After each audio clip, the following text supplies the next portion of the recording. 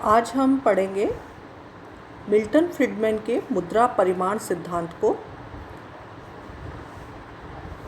Friedman ने मुद्रा के परिमाण सिद्धांत का दरअसल पुनर्निर्माण किया है और अलग रूप में इसको प्रस्तुत किया है। और उस कार्य के लिए फ्रीडमैन को 1976 में अर्थशास्त्र के क्षेत्र में उनके योगदान के लिए उनको नोबेल पुरस्कार से भी सम्मानित किया गया है। फ्रीडमैन मुद्रावादी अर्थशास्त्री कहे जाते हैं। फ्रीडमैन ने मुद्रा के सिद्धांत को पूंजी के सिद्धांत से जोड़ा है। उनका मत है कि जिस प्रकार से एक उपभोक्ता अपनी सीमित आमदनी को विभिन्न वस्तुओं पर व्यय करके अधिकतम संतुष्टि प्राप्त करने का प्रयास करता है और इस संबंध में समसीमांत उपयोगिता नियम का पालन करता है, उसी प्रकार से एक व्यक्ति अपने धन अथवा मुद्रा को विभिन्न परिसंपत्तियों में, जैसे कुछ तो वो अपने पास मुद्रा के रूप में, कुछ बैंक में, कुछ बाजार में, या टिकाऊ वस्तुओं इसके रूप मकान में, जैसे इस रूप में विभाजित करके रखता है और वो उसका सर्वोत्तम आवंटन करता है जिससे कि उसको अधिकतम समसीमांत उपयोगिता नियम का वो पालन कर सके। और इस प्रकार की संतुलन की स्थिति को प्राप्त करने के लिए उसे यहाँ भी प्रतिस्थापन की सीमांत दर का सहारा लेना पड़ता है। तो इस प्रकार वह परिसंपत्ति के एक रूप के स्थान पर उसके अधिक लाभकारी रूप का प्रतिस्थापन करेगा और अंत में आवंटन से जुड़ी सर्वोत्तम संतुलन की स्थिति को प्राप्त करेगा। फ्रीडमैन का ये मानना था कि कुछ और ज़रूरी बातें भी होती हैं, जैसे धन का गैर मानवीय या मानवीय अनुपात, सामान्य कीमत स्तर में परिवर्तन की दर, लोगों की रुचियों व पसंदगियों अधिमानों प्रेफरेंस में परिवर्तन, इन सब का भी प्रभाव पड़ता है। ये माना जाता है कि फ्रीडमैन ने ये माना कि मुद्रा की मांग के सूत्र में सामान्य कीमत स्तर में परिवर्तन की दर अथवा मुद्रास्फीति की दर को शामिल किया जाएगा। यदि मुद्रास्फीति की दर बढ़ने की संभावना होती है तो लोग वर्तमान में अपने पास कम मुद्रा रखना पसंद करेंगे और वस्तुएं खरीदना चाहेंगे।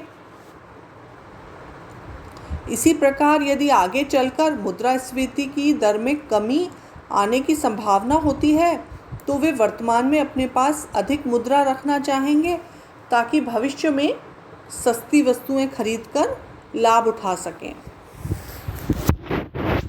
तो इन सब बातों के साथ फ्रीडमैन ने मुद्रा की मांग में लोगों की विशेषतया धन के अंतिम धारकों की रुचियों और पसंद के परिवर्तनों को भी शामिल किया है, जो आमदनी के अलावा मुद्रा की उपयोगिता को प्रभावित करते हैं।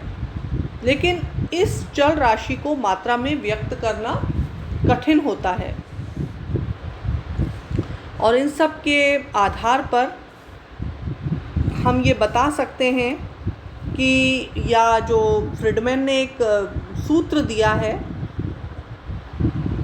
1982 में 1982 में अपने आनुभाविक अध्ययन के आधार पर, वो है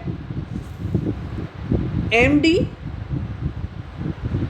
divided by P is a function of Y, W, RM, RB, RE और PE U।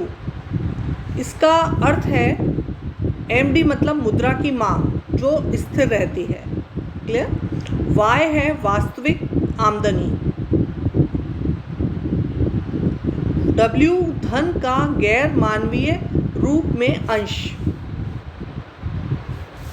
इसी प्रकार RM मुद्रा पर प्रतिफल की दर होती है। करेंसी के रूप में अपने पास रखे जाने पर मुद्रा की प्रतिफल की दर 0 होती है। फिर है RB या RE, ये बॉन्ड व शेयरों पर प्रतिफल की दर को सूचित करते हैं। परिसंपत्तियों के अन्य रूप में मौद्रिक प्रतिफल के 2 प्रकार होते हैं, एक तो बॉन्ड पर ब्याज, शेयरों पर लाभांश तथा भौतिक परिसंपत्तियों से प्राप्त आमदनी। ये सब माने हैं उन्होंने, और इस आधार पे उन्होंने बताया है कि P मीन्स प्राइस लेवल, कीमत स्तर। इस स्थिति में अगर हम P को दाईं तरफ लाते हैं तो ये सूत्र इस प्रकार होता है, MD, वही MD मीन्स मुद्रा की मांग जो स्थिर मानी है और उनका इन तत्वों पर प्रभाव पड़ता है, वो इसके फलन हो जाते हैं। फिर है मुद्रा के इस परिमाण सिद्धांत के जो महत्वपूर्ण निष्कर्ष हैं वो ये हैं कि फ्रीडमैन की मान्यता है कि मुद्रा की मांग में कीमतों के प्रत्यक्ष अनुपात में वृद्धि होती है। इसका अर्थ यह है कि कीमत स्तर के दुगना होने पर मुद्रा की मांग भी दुगनी हो जाती है। और इसके अलावा फ्रीडमैन मुद्रा को विलासिता की वस्तु के रूप में देखते हैं। इसका मतलब यह है कि मुद्रा की मांग वास्तविक आमदनी से अनुपातिक दृष्टि से ज़्यादा बढ़ती है। फिर थर्ड पॉइंट है, जब ब्याज की वास्तविक दर घटती है तो मुद्रा की मांग अपेक्षाकृत कम बढ़ती है। और फ्रीडमैन का मानना है जब मुद्रास्फीति की दर बढ़ती है तो मुद्रा की मांग घटती है। जैसा कि स्पष्ट किया है कि मुद्रा की मांग मुद्रास्फीति की दर का घटता हुआ फलन होती है। फिर है फ्रीडमैन के अनुसार मुद्रा की पूर्ति के बढ़ने पर मुद्रास्फीति का दबाव आएगा, जिससे ब्याज की मौद्रिक दर भी बढ़ेगी। फलस्वरूप ब्याज की वास्तविक दर पर मामूली प्रभाव पड़ेगा। अतः ब्याज की मौद्रिक दर के ऊंचा होने पर मुद्रा की मांग घट जाती है। तो ये सिद्धांत है जो उन्होंने बताया है फ्रीडमैन ने, जिसके लिए उन्हें नोबेल प्राइज़ भी मिला और काफ़ी प्रमुखता से ये प्रचलन में रहा, माना गया। इसके बाद हम नेक्स्ट पार्ट में पढ़ेंगे कि फ्रीडमैन के मुद्रा सिद्धांत की मुख्य बातें या विशेषताएं क्या हैं। अभी हमने पढ़ा कि मुद्रा का फ्रीडमैन का सिद्धांत है क्या, है ना, और इसकी क्या विशेषताएं होती हैं।